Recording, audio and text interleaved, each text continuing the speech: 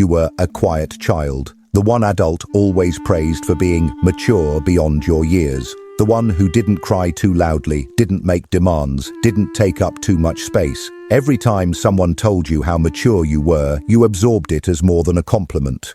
You absorbed it as a rule that said, your needs are too much, your emotions are too heavy, you are safest when you stay small. And for a long time, it worked. Being quiet protects you. Being careful makes life predictable. Being self-contained earned approval. You learned to anticipate moods, to monitor tones, to disappear just enough to keep the adults around you comfortable. You became the child everyone relied on, the one no one worried about. But here's the paradox. The very thing that kept you safe then, the silence, the vigilance, the self-containment, is now quietly sabotaging you. That same caution that was praised is now a barrier to intimacy. That same calm that was admired is now a wall between you and rest. That same independence that was celebrated is now a source of chronic exhaustion. You survived by folding yourself smaller, by suppressing needs, by quieting emotions, by hiding in plain sight. And now, as an adult, you carry that tension like a shadow you can't shake. You appear calm, competent, in control. But inside, your nervous system is still running the scan it learned as a child, watching, anticipating, preparing, protecting. This video is about naming that quiet pain, about understanding how being the mature one shaped every part of your adult life, your relationships, your work, your ability to feel seen, and even your sense of self. By the end, you'll see why the survival strategies that kept you alive as a child now quietly limit your life, and begin to glimpse the path to reclaiming the parts of yourself you folded away too early. You were praised for surviving. Now it's time to understand why that survival feels so heavy and what it truly means to arrive for yourself. You were never the loud one. You didn't slam doors. You didn't throw tantrums that echoed down hallways. You didn't demand attention with tears or raised voices or endless questions. You learned early on how to sit still inside yourself, how to compress emotion until it fits neatly behind your ribs, how to observe instead of interrupt, how to disappear without actually going anywhere. Adults notice this. They always do. They leaned down, smiled approvingly, and said things like, "You're so mature for your age." They said it with warmth, with relief, sometimes even with admiration, and something inside you locked into place. Because praise, especially when you are young, is not neutral. Praise is instruction. It teaches you which parts of yourself are welcome and which parts are dangerous. And what you learned, without anyone ever saying it outright, was that your quietness was valuable, your self-containment was good, your lack of need was admirable. You were not rewarded for who you were. You were rewarded for what you did not ask for. This is where the paradox begins. The thing that protected you is the thing that now costs you everything. As a child, being quiet was not a personality trait. It was a solution, a strategy, a way to reduce friction in environments that felt unpredictable, emotionally crowded, or subtly unsafe. You learned that when you were small, emotionally small, behaviorally small, things stayed calmer. Adults stayed regulated. Attention did not turn sharp or impatient or absent, so you adjusted. You learned to read rooms instead of entering them. You learned to anticipate moods instead of expressing your own. You learned that being easy made you lovable. And here's the part almost no one talks about. You didn't even know you were adapting. Children don't experience this as loss. They experience it as reality. This is simply how the world works. This is how connection is maintained. This is how safety is preserved. No one pulled you aside and said, "Your emotions are too much." They didn't need to. The pattern taught you. When your sadness lingered, attention drifted. When your needs emerged, tension appeared. When you stayed quiet, things felt smoother. So you did the logical thing. You optimized. You became the child adults didn't worry about. The one who seemed fine, the one who understood. And because you caused no problems, no one looked for your pain. This is the core injury. Not that you were harmed loudly, but that you were praised for surviving quietly.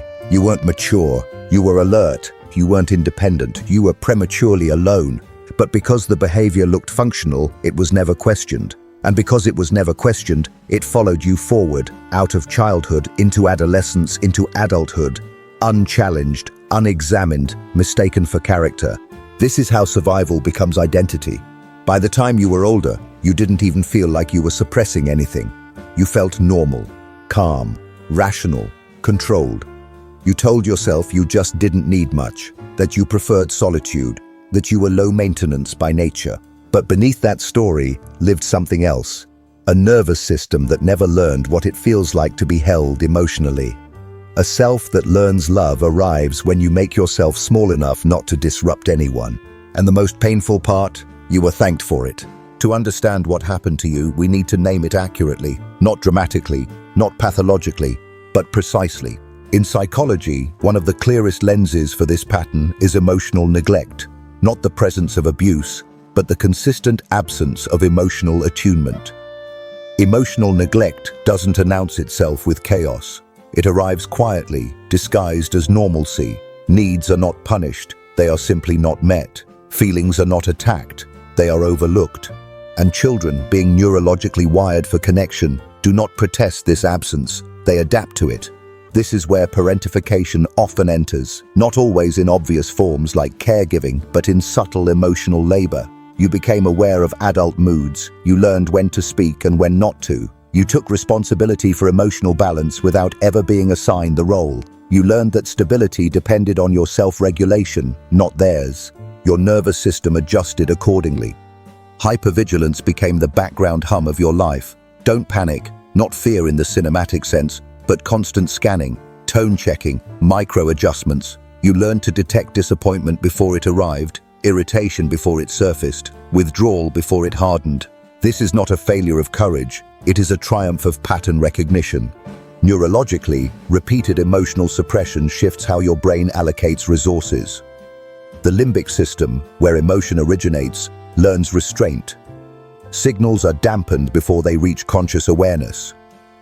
Meanwhile, the prefrontal cortex becomes overdeveloped in its role as regulator and interpreter. You think about your feelings instead of feeling them.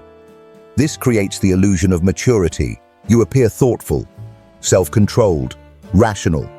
You handle situations others find overwhelming. You stay composed under pressure. But what looks like calm is often inhibition, not peace. And inhibition carries a cost, because emotions that are not expressed do not disappear. They migrate. They turn into chronic tension, fatigue, dissociation, a vague sense of emptiness that no accomplishment quite fills. Another framework that explains this is avoidant attachment. Contrary to popular belief, avoidant attachment is not about disliking closeness. It is about learning that closeness is unreliable, depending on others is risky, that needing too much leads to disappointment or withdrawal. So you learned not to need it. You learned to meet yourself where no one else would. Again, this was not a conscious choice. It was a developmental necessity. The brain of a child prioritizes survival over authenticity every time. If less visible connections were preserved, invisibility became a virtue. And because society confuses self-sufficiency with strength, your adaptation was reinforced everywhere you went. School, family, social spaces, even therapy sometimes. No one asked what it cost you to be this way. They only admired the result. There is a kind of grief that does not look like sadness. It looks like composure. It looks like being fine when you are anything but. It looks like gratitude laced with exhaustion. It looks like never knowing what you want until the moment has passed. This grief is hard to name because it has no clear origin point. There is no single memory you can point to and say, that's where it broke. Instead, it is 1,000 small absences. 1,000 moments where your inner world went unmirrored. No one sat with your confusion. No one stayed long enough with your distress. No one taught you that your emotions could be held by someone else, so you held them yourself. Philosophically, this is the tragedy of the over-adapted child. You sacrificed authenticity for belonging, not because you wanted to, but because belonging felt essential to survival. And authenticity, raw, needy, inconvenient, felt like a threat to that bond. The fear underneath all of this is simple and devastating. If I am fully seen, I will be left. This fear doesn't shout. It whispers, It infiltrates daily life. It makes rest feel undeserved. Vulnerability feels indulgent. Dependence feels dangerous. Even joy can feel suspicious, as if it must be earned or justified. And because you were never overtly harmed, you learn to doubt this pain. You tell yourself it wasn't that bad. Others had it worse. You were lucky. You were provided for. But emotional pain does not require catastrophe to be real. It requires repetition. What you lost was not safety in the physical sense. It was permission. Permission to be messy. Permission to need. Permission to be a child. This loss leaves a mark. Not a scar, but a shape. A shape you keep trying to fill with competence, achievement, composure. But it never quite fits, because what you needed was not something to do, but someone to stay.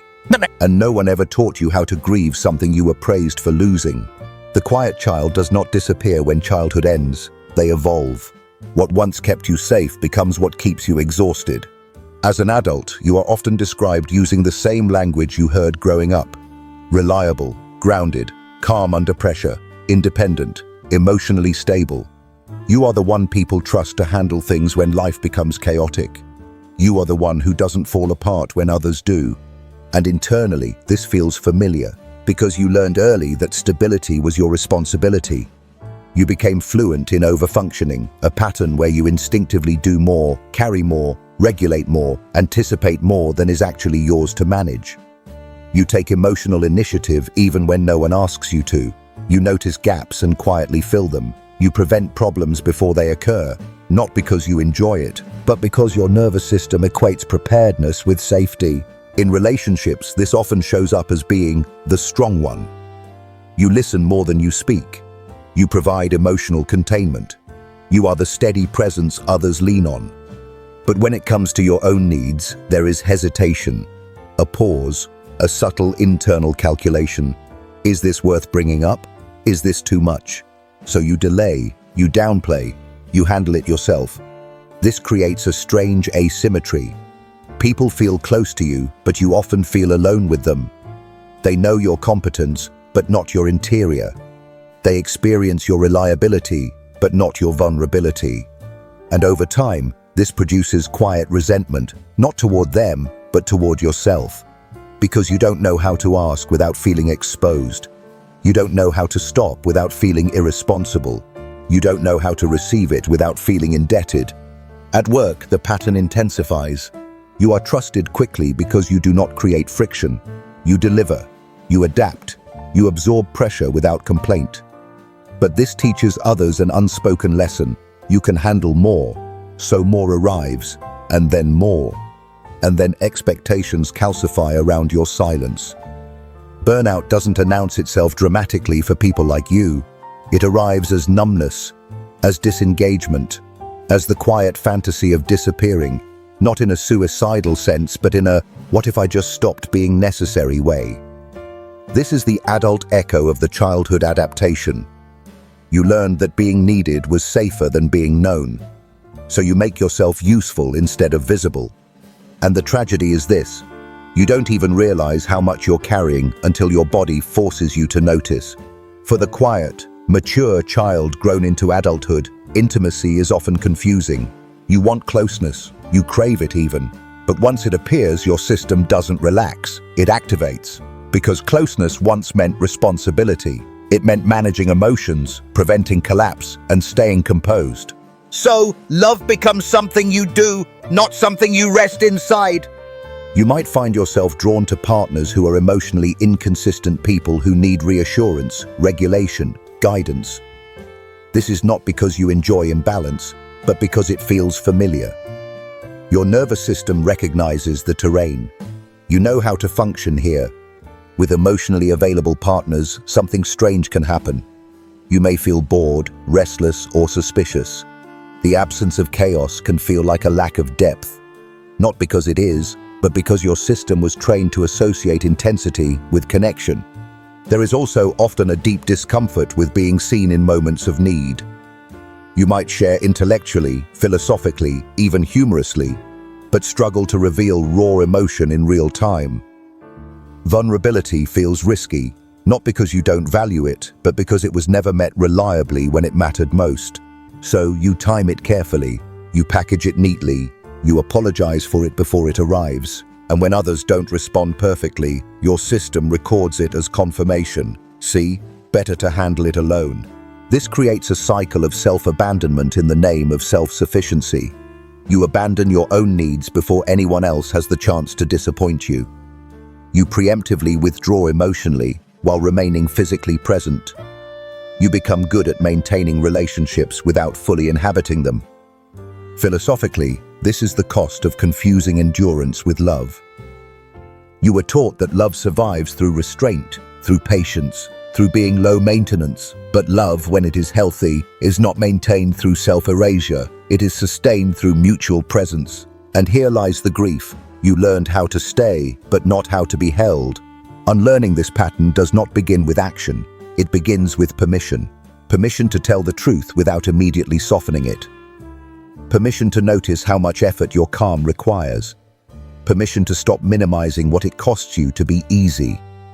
The most important shift is this: understanding that these patterns are coping strategies, not personality traits. You are not naturally low need. You are not inherently hyper-responsible. You are not just independent. You became these things because it worked. Healing requires witnessing, not fixing. Witnessing means observing your patterns without judgment, not rushing to reframe them as strengths, not intellectualizing them away. Simply noticing when you suppress, when you overfunction, when you disappear emotionally. This is where inner child reparenting becomes essential, not as a sentimental exercise, but as a neurological one. You begin to respond internally in ways that were missing externally. When discomfort arises, instead of dismissing it, you stay. You validate. You allow the sensation to exist without urgency. This is deeply uncomfortable at first, because your system was trained to equate stillness with danger, to equate need with risk. So, slowing down can feel like losing control, but over time, something shifts. You begin to realize that nothing collapses when you pause. That relationship does not end when you speak imperfectly. That rest does not lead to abandonment. The goal is not to become louder or more demanding. The goal is to become present, to stop living as a background character in your own emotional life. And this is where the work truly begins. Healing for the quiet, praised child does not look like becoming louder. It looks like becoming truer. This distinction matters because many people misunderstand what integration actually requires. You are not here to overthrow your calm, your thoughtfulness, your capacity to hold complexity. Those traits are real. They are earned. They are valuable. The work is not to destroy them, but to uncouple them from self-erasure. The problem was never that you became capable. The problem was that capability became compulsory.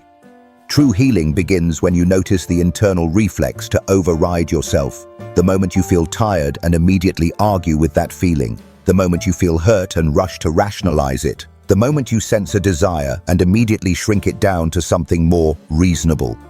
This reflex is not self-discipline. It is a learned disappearance. Inner child reparenting, when done honestly, is not about comforting a younger version of yourself with soft words. It is about interrupting the abandonment pattern in real time. When discomfort arises, the practice is not to solve it, explain it, or transcend it, but to stay with it. To say internally, "I see you. I'm not leaving." This is profoundly destabilizing at first, because your nervous system was organized around the belief that staying with yourself would lead to danger. That emotions escalate when they are acknowledged, that needs to grow when they are named. But the opposite is true. What escalates emotion is isolation. What prolongs distress is suppression. Slowly, sometimes painfully slowly, you begin to learn a new internal rhythm. Feelings rise and fall without catastrophe. Needs appear without shame. Rest becomes something you allow rather than justify. This is also where boundaries begin to emerge, not as walls, but as signals. You stop anticipating others before checking in with yourself. You pause before saying yes. You notice the tightening in your body when you're about to overextend, and you take that signal seriously. Philosophically, this is the movement from endurance to presence. The quiet child was brilliant at enduring, but adulthood asks for something else: participation, occupancy, the willingness to take up emotional space without apology. This does not mean you become selfish. It means you stop being absent. And that shift, subtle, internal, often invisible to others, is revolutionary. There is a final truth that deserves to be spoken plainly. You were never mature for your age. You were unsupported for your needs. What looked like strength was adaptation. What looked like calm was containment. What looked like independence was a necessity. And none of that diminishes you. If anything, it reveals the depth of your intelligence, your sensitivity, your capacity to survive environments that did not know how to hold you. But survival, as you now know, is not the end point. It is the beginning. The work now is not to become someone else, but to return to yourself, the self that learned too early that presence was conditional, that love had limits, that silence was safer than truth. Healing is not dramatic. It is quiet. It happens in moments no one applauds, in pauses, in hesitation, in the choice to stay with yourself instead of abandoning your inner world for external approval.